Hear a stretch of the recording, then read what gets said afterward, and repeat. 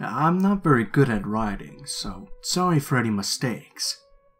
This story definitely has a lot more details to it, but going into them would make this story quite long and rambly, so I'll try to keep only to the main points. Last summer, extended family and I decided to go on a cruise. It would be my last huge summer vacation before I went to college, so I was quite excited. We had all booked different kinds of rooms, so we were all kind of all over the boat. My room with my parents was one of those cheaper rooms, with just a window at the front of the ship on the 8th floor. All of my other relatives had rooms with balconies on the 10th and 12th floors, around the middle of the ship. This becomes a bit more relevant later on. Anyway, every night the cruise had a theater production put on by the staff, though my family never went because it would be in the evening, and we would want to eat in the dining room instead. That night, the show was murder mystery themed, which somehow made what follows feel less alarming than it actually was. We were eating dinner in the evening as usual, at the ship's restaurant at the back side of the 5th floor. At some point, the captain came on the intercom asking security to come to Deck 7, Room 7712. This isn't the actual room number, but I can't for the life of me remember it. I do remember, though, that it was a room on the 7th floor, near the back of the ship, right above the restaurant. A few seconds later, the captain comes on the intercom again, and I can tell that his voice is somewhat shaky. He requests the medical team to come to 7712 immediately. Most people eating, including us, didn't really think anything of this. Everyone is under the guise of this being a part of the theater production. About 30 minutes later on, the captain came on the intercom one last time. He said there had been some architectural problems on board, and that it was being quickly taken care of. We interpreted this as something along the lines of a door breaking or something like that, and just brushed it off. The next day, we were supposed to have a scenic cruise in the morning and dock around noon, and then be able to get off the boat and explore a bit. However, around 5 a.m. the next morning, I woke up almost sick because the boat was going so fast, like it was going to tip over at any moment. It was going way faster than normal, and I didn't understand why. Then the captain gave an announcement. I don't remember it word for word, but I remember her sounding very shaken and almost crying. The message was roughly, "I would like to apologize for waking everyone up so early, but unfortunately I have to announce that a passenger has passed away. Due to this, we are making an immediate stop as opposed to the plan of docking at noon. Thank you." I remember laying there feeling hollow. How the fuck was I supposed to sleep after that? Nevertheless, I somehow fell asleep later on, and woke up at around 9 a.m. We were already docked, but we weren't allowed to get off the boat. The boat was on complete lockdown. No one knew what was really happening, and everyone on board was talking to each other trying to figure it out. To pass the time, I hung out in my relative's room, taking pics from their balcony. In one of the pictures, I happened to capture some of the lower deck balconies. You could see on one of the balcony's walls tiny spots of reddish brown, though at the time I thought these were just rust and didn't think much of it. Time passes, and around 10 a.m. we saw some people exiting the boat. It looked to be about 3 kids, at least that's all I personally saw. They were wearing hoodies and got into a large black tinted van. Also, apparently a large bag was taken off the boat, and then a ton of FBI swarmed on board. We were told no one could get off until everyone at the back rooms of the boat on floors 6, 7, and 8 were questioned. Thankfully, that didn't include me, but it was freaky seeing FBI agents walk around at the end of the hall. After 5 hours, we could finally get off, and we were greeted by news stations trying to interview us, as well as calls and messages from relatives asking if we were okay. Naturally, we were confused, as we had been left in the dock this whole time, but it turns out the lady on board hadn't just died, she had been murdered. After talking to other passengers who actually witnessed what had happened, as well as looking at the news, I finally got a clearer picture as to what had transpired.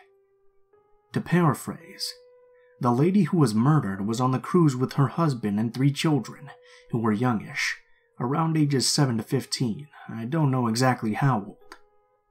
Apparently, for reasons I still don't understand, the husband killed his wife in their room right in front of the kids.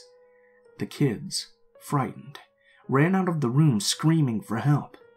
Another passenger saw screaming kids covered with blood and ran into their room to find the husband dragging the wife's body towards the balcony. Apparently, he was going to throw her body overboard. The passenger saw this and stopped the husband, and that's when the ship's security took over and we heard those announcements at dinner. So you can probably guess where this was going. Those spots of rust on the balcony weren't rust at all. Yeah, that was blood. And after comparing the location of my relative's room and where 7712 was, it was definitely the blood from the murder. Even eerier is that when I went back to my relative's balcony the next day, I saw that the walls were completely clean, meaning that someone had gone and cleaned the bloody room already. Pretty freaky.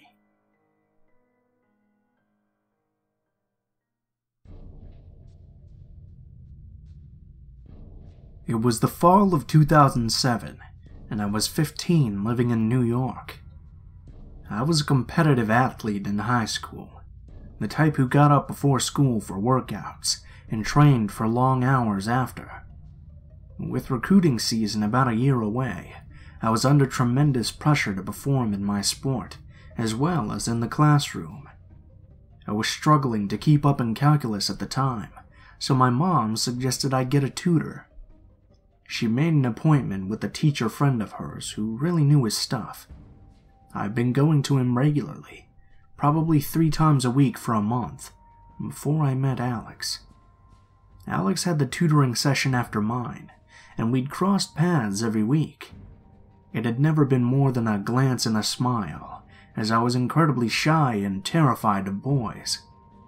He was tall and blonde with piercing blue eyes, so naturally I thought he was cute. One day my tutor had to change his schedule and decided to book us together as we were learning the same topics in calc. I was shocked and delighted when Alex started chatting with me afterwards and asked for my phone number. I had never had a boy pay attention to me in that way, and I was flattered that someone that cute wanted my number. Eventually, Alex and I began dating. Alex went to a Catholic school in another town, but because he lived in the same town as I did, he took the bus every morning from my school to his. This gave us most mornings together, and he was able to meet all of my friends. I was a little taken aback when they didn't like him as much as I did. They mentioned him seeming weird, and I got super defensive but let it go. I realized I'd been spending less time with them than I normally did, and assumed they were jealous that I had a boyfriend. As time went on, things got more serious.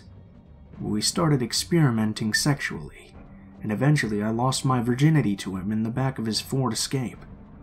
And that's when things began to change. While Alex and I always talked regularly, he started getting over the top about staying in contact with me. He would make me stay on the phone with him all hours of the night, until eventually my mom started taking my phone before I went to sleep. This relationship also started taking a toll on my athletic career. I was too tired to spend my extra time training, and started skipping my practices to see him, driving 30 minutes each way to his school. Eventually, my friend sat me down and told me how unhealthy this relationship had become. I had isolated myself from them, and my entire free time was spent with him. At this point, I wanted so badly to end the relationship. I had fallen out of love with Alex, and college applications were approaching. I had been scouted by no less than 10 colleges, and my plan was to attend Brown, my dream school. Alex's obsession with our relationship had taken a huge toll on his grades, and Brown just wasn't going to be an option for him. I remember when I told him that was where I was planning on going, and he freaked out, saying he would never get in there and begging me not to go. At the time, I was also recruited by the University of Illinois. Alex applied there, hoping that I would ditch Brown and go to Illinois with him. That was the final straw for me. I ended things for good with Alex, assuming that would be the end of it. Because Alex would take the bus from my school to his every morning, I still had to see him. I remember walking into school past him, and his classmates who took the bus with him and some of his guy friends yelled slut and whore at me. Apparently, he had spread a rumor that I had cheated on him with a bunch of guys and then ended it with him. I ignored it, until I started getting Facebook messages from random people at his school. I spent months getting nasty messages from guys at his school, accusing me of having STDs and telling me I was going to get gangbanged by his friends. Eventually, I had to delete my Facebook because it just wouldn't stop. I think deleting my Facebook was what set off the stalker tendencies for Alex. He wasn't able to see my face online, so he started calling non-stop and sending desperate AIM messages telling me that he loved me. While this was going on, I was the favorite to win the high school championship in my sport. I'd gone undefeated all season.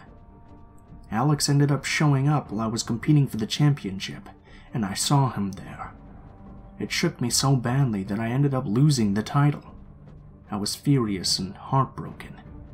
I ended up picking up his call that came that night and screamed at him, telling him to never contact me again. I got a call a few nights later from Alex. After he texted me, he had something important to tell me. Stupidly, I answered. He began to tell me how he was going to kill me. He was going to show up at my house when my parents were at work with a rope and a knife, and make me suffer like I'd made him. I started to cry, and eventually he went on to say that he was going to get me before I went into school, because he knew exactly where I parked every morning, and that my parents were never going to find me. At this point, I had decided to record what was being said, and had taped it on my phone. I hung up once I felt he'd said enough. The next morning, I went into school extra early, much earlier than I figured he'd be there. I showed my advisor the recording, who then called my mom.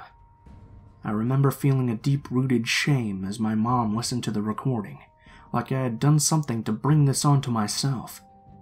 My advisor was so alarmed by the recording, he advised me to go immediately to the police.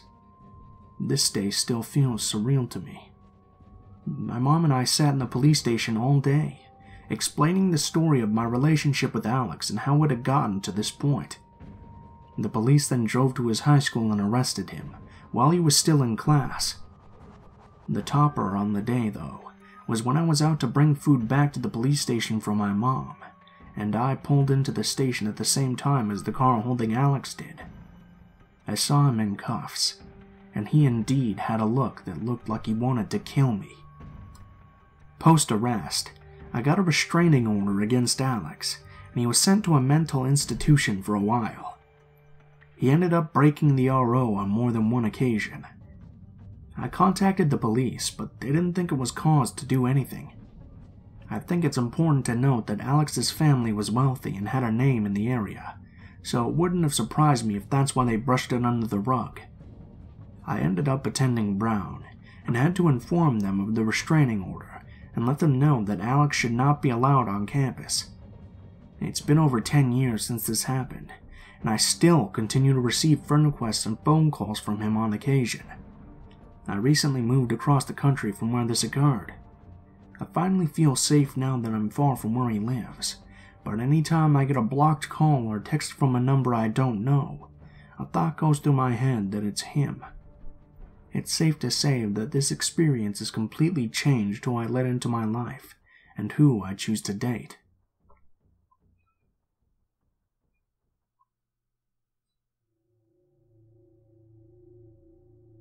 I'm still relatively new to Reddit, so I don't really know too much about it. I am a fan of YouTube videos, though. When I'm doing things around the house, I like to listen to readings on YouTube of Reddit stories. both hilarious and terrifying ones. One day as I was cleaning, a video I was listening to finished and automatically played the next one, which was a stalker story reading. After hearing other people's encounters, I decided that maybe I'm ready to share one of mine too. This is an encounter that went on over the span of maybe a month, then continued on from a distance for the next 2 years. It's a pretty long story. Growing up, I lived in a small town. I don't mean footloose small with a mere 14,000 people. I mean really small, with only around 1,000 people when I moved there in the 1st grade. I didn't make any close friends all throughout my school days, and just wanted to get pretty far away. The farthest my parents would let me go for school, though, was a few states over to study Japanese at a private university in Ohio. My freshman year flew by. I met a ton of new people, and my Facebook exploded with friend requests from both domestic and international students alike. Not remembering everyone I met, I just accepted them all. I was young and excited to make new friends. I did end up making a lot of good friends, too. I was actually kind of, dare I say it, popular. By my 2nd year, the leader of my department had deemed me the big sister of the program. It was a small program, but I was usually the one that people would turn to for help. I was good at what I was studying, and I was proud. There was a building on campus that was open 24 hours for students. It had couches, armchairs, and coffee tables on one half, and tables and regular chairs on the other, separated by a large fireplace. There were also 2 little secluded loft areas for small groups that wanted a little more privacy. People would go there to study or just hang out with friends. There was a cafe attached to it, so it made it ideal for a study spot.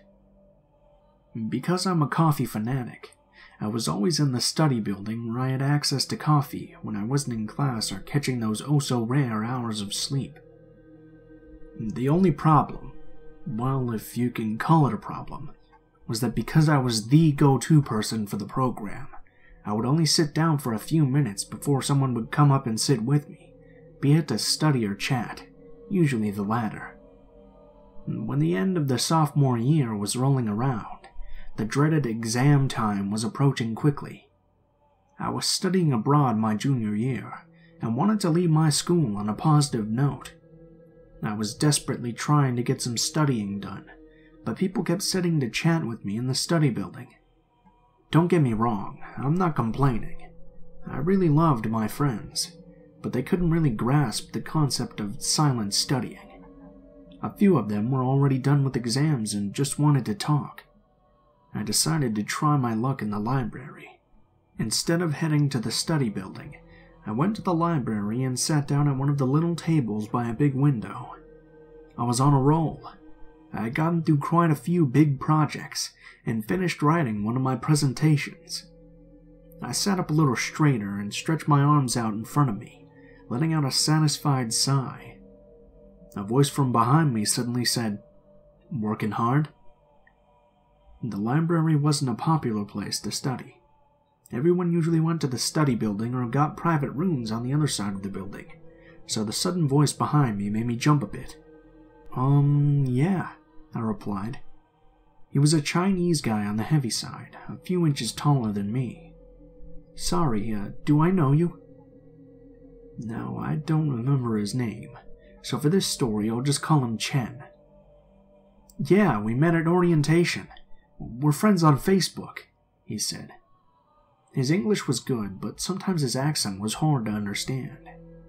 He didn't give me his name, but he looked at me so expectantly that I felt bad for not remembering him at all.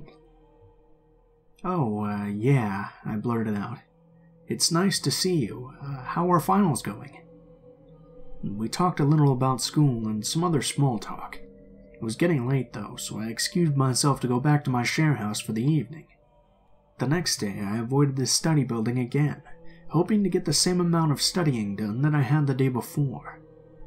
I walked quietly into the hall, glancing around. I didn't see Chen, so I went to my table from the day before and sat down. It wasn't 15 minutes before he appeared, though, sitting down next to me and trying to strike up a conversation. I was a little annoyed, but I stayed as polite as possible. I excused myself after about an hour of awkward conversation with the stranger and gave up for the evening.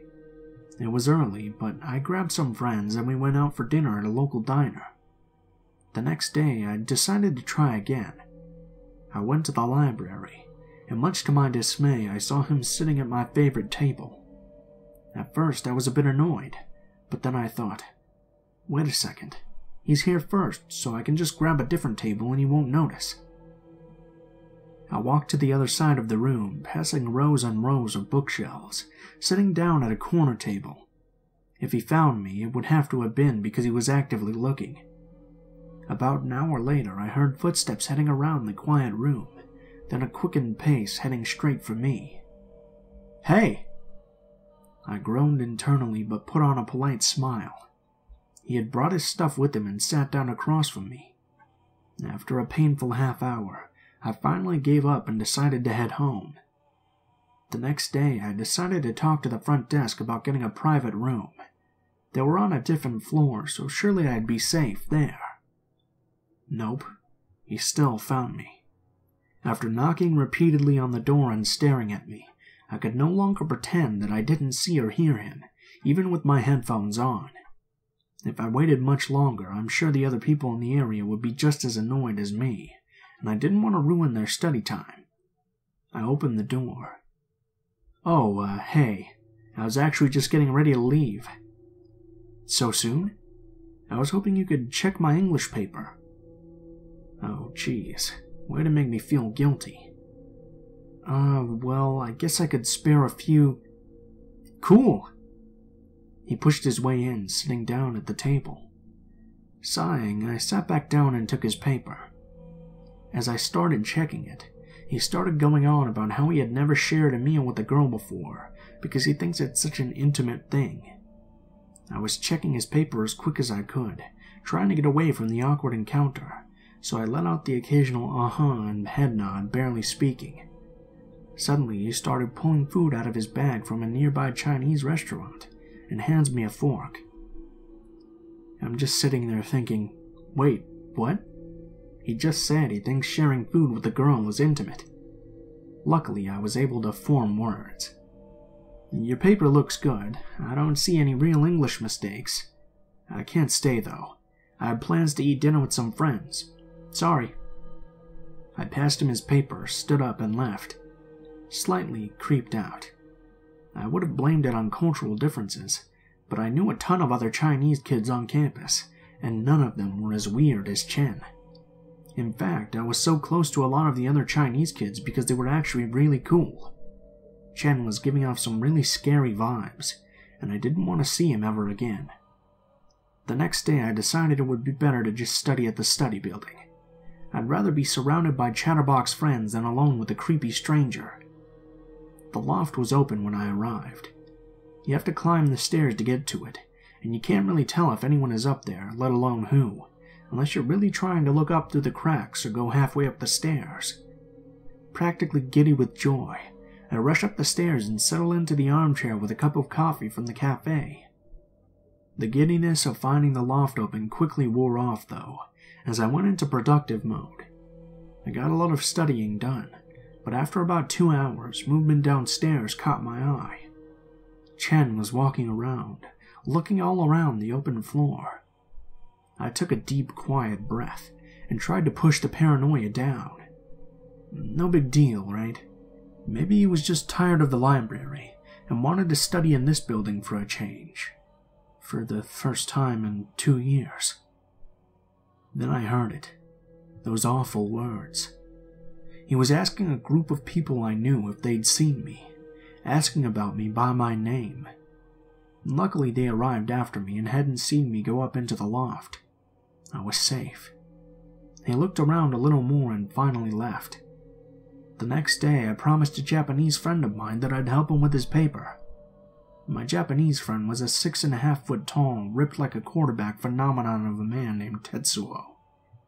We agreed to meet in the loft at the set time, and I arrived a bit early to make sure that we could actually get the loft, since they were a bit popular.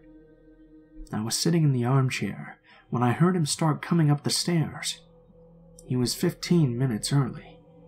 How very Japanese, I thought jokingly. My heart dropped when I looked up though. Not Tetsuo. Chen. He silently stalked over to the sofa, dropped his things, and sat on the coffee table in front of me.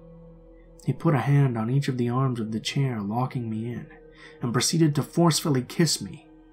He was bigger than me in both height and weight, so it took a lot to push him off of me. I'm sure that the rush of adrenaline helped. "What are you doing?" I shrieked. "I'm in love with you. I want to be with you. I want you to marry me and move back to China with me and start a family with me." He started to lean in again. I leaned back, trying to push him away. "Get away from me!" He leaned back a little, but kept his hands on the arms of the chair and his knees on either side of mine, locking me in so I couldn't get away. What's wrong? What's wrong? Did he really ask me what was wrong? Was he stupid as well as crazy?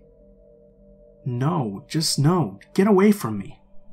I tried to wriggle free, but he was stronger than me. "I don't even know you." "But I know you," he said. "I need you. I love you." I was about to scream for help when Tetsuo came pounding up the stairs in a rush. Chen may have been bigger than me, but Tetsuo was way bigger than Chen.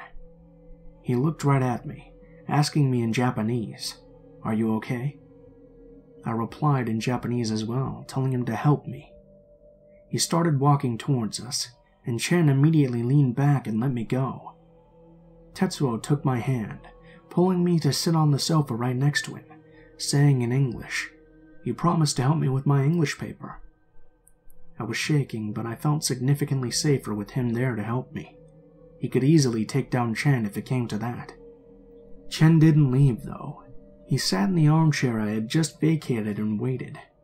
Did he think that Tetsuo would just leave and let him continue to harass me? We finished Tetsuo's paper in about an hour. I took my time explaining certain grammar points and spelling patterns, hoping we would take long enough and Chen would lose interest and go away. But he didn't. Tetsuo got up and stood between my stalker and me. "Let's get some dinner." He picked up my stuff, took my hand, and pulled me down the stairs without a second glance at Chen. We didn't get dinner. For obvious reasons, I didn't have an appetite. Tetsuo did walk me home, though, and I told him all about Chen. He said that until finals were over and until I left the university to go home for the summer, he would act as my bodyguard. He said he would take me to all my classes and stay with me outside of class. He was true to his word, but Chen was always within view. The day of my last exam and the day that I was leaving, I met with him in the study building. We looked around and didn't see Chen. With that, I said that I was going to buy a coffee from the cafe. Upon entering the cafe, I rushed to the counter and ordered my usual, a medium black coffee. My blood turned to ice as a voice behind me said, "Make it a large, on me." He was hidden in the cafe, knowing that I would be going there for my coffee like always. "No," I told the woman behind the counter. "My usual medium, please. I'll be paying for it myself, too." There was a little bit of back and forth between us. Thinking that we were a couple or something, the woman behind the counter smiled and said, "Oh, just let the guy get you a cup of coffee." I begrudgingly agreed and rushed away as soon as it was in my hand. He was still paying. He caught up with me before I could reach Tetsuo, though. So close. There was a pillar in the way, so he couldn't see me. Every time I tried to move, Chen stepped into my path and stopped me. He began to beg. Marriage, family, China. No. Tetsuo realized I was taking too long and came to rescue me, telling Chen to stay away from me. As we were walking away, Chen said, "I won't give up. Not ever. Not even if you marry someone else." I took my last exam and moved back to Illinois that evening. I did find Chen on my Facebook and blocked him. It wasn't hard to locate him after he started liking all my photos. I studied abroad in Japan for a year, and had to go back to my uni for my senior year. I had a boyfriend now, who is now my husband. A friend and I rented a house just off campus, but the internet wasn't going to be set up for another few days, so I went to use the free Wi-Fi at the study building. While I was talking to my boyfriend, who was still in Japan, Chen appeared in front of me. He immediately began trying to talk to me, then noticed I was talking on the phone and decided to stand there silently, staring and waiting. My blood ran cold again and I began to panic, telling my boyfriend in Japanese what was happening. I had told him about Chen while we were in Japan. He told me to run away, or to find someone nearby to help me. Instead, the anger in me began to rise. I wasn't some pitiful little girl that needed help whenever something happened. When I was in Japan, I had experiences that demanded I stand up for myself, and this time wasn't any different. I looked at him and said, "I'm talking to my boyfriend. Please leave me alone." He stood there staring at me for what felt like hours, though I'm sure it was only a few minutes. After narrowing his eyes and glaring at my phone, he walked away. I managed to avoid him for most of the year, but I almost always saw him lurking nearby, staring at me. Because I was almost always surrounded by friends, though, he never dared to come near me and beg for marriage again. He tried to approach me more than once when I was alone, but I made it clear to him that I would scream if he touched me. I kept to public places and made sure to never ever be in an empty place. I think it helped that Tetsuo was usually by my side too. I live in Japan now with my husband. It's been 3 years since I graduated, and I haven't seen or heard from Chen since.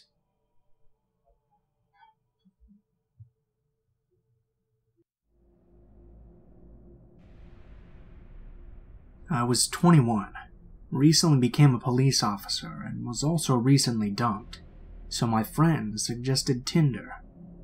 As a 21-year-old and new cop, I had the "I'm invincible and can take on anyone" mentality. I matched with a very good-looking, out-of-my-league female. We chatted and eventually set up a date to meet. She said she had a great open field to look at stars and hang out, and we could meet up at her house. The night came.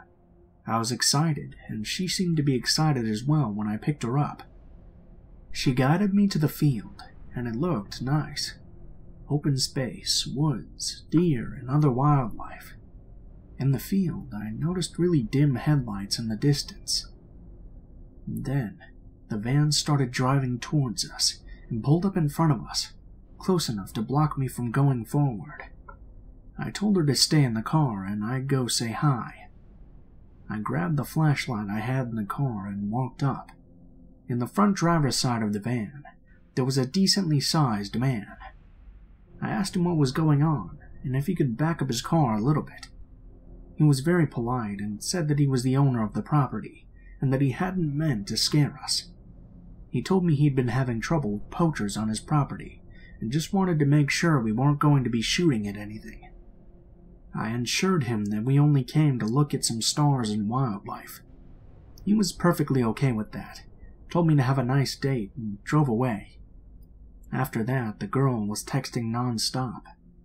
Around an hour later, I saw headlights coming towards us again, this time at a really fast pace. We hopped in the car, and I moved it into a more defensive position.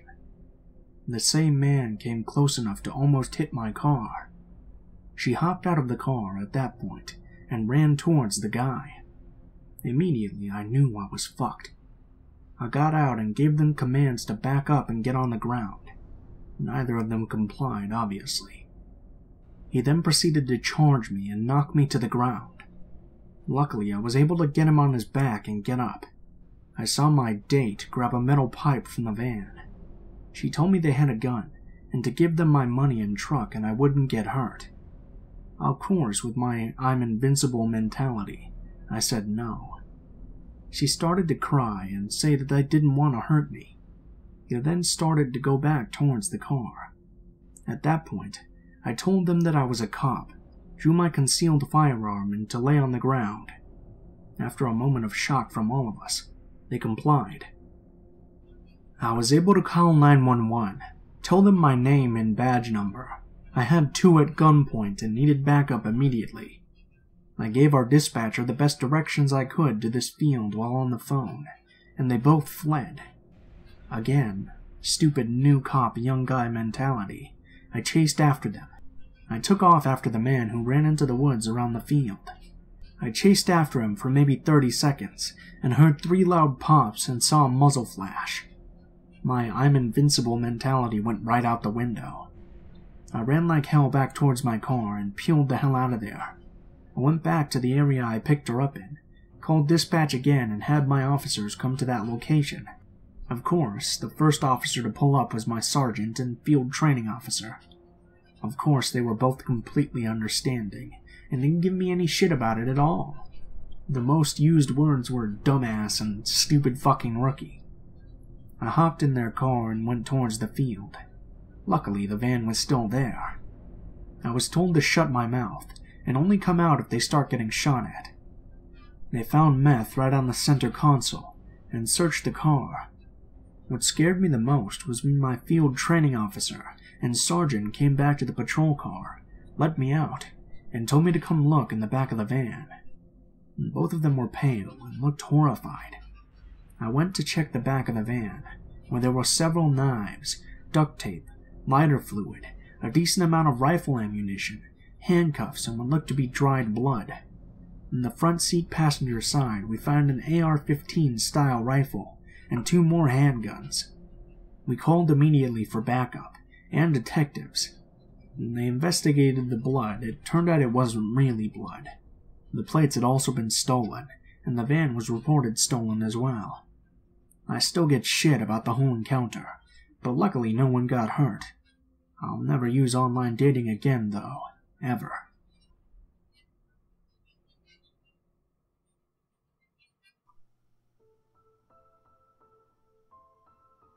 What is up, guys? Blue Spooky here, as always. I just wanted to thank you guys so much for watching, especially if you made it this far to the end of the video.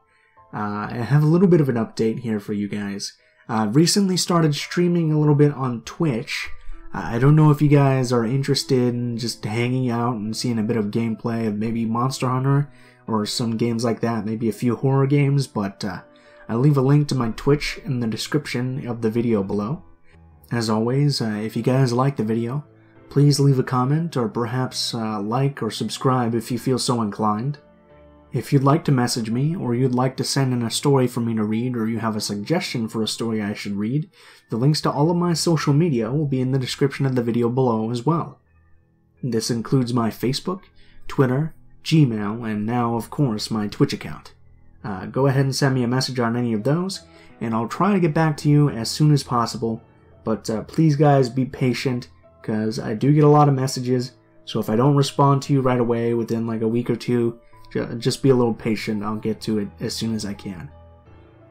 If you do decide to send in a story, please be sure to include in the description of the email or message what the name of the story is, what the category of the story is, and how you would like to be credited in the video that the story appears in.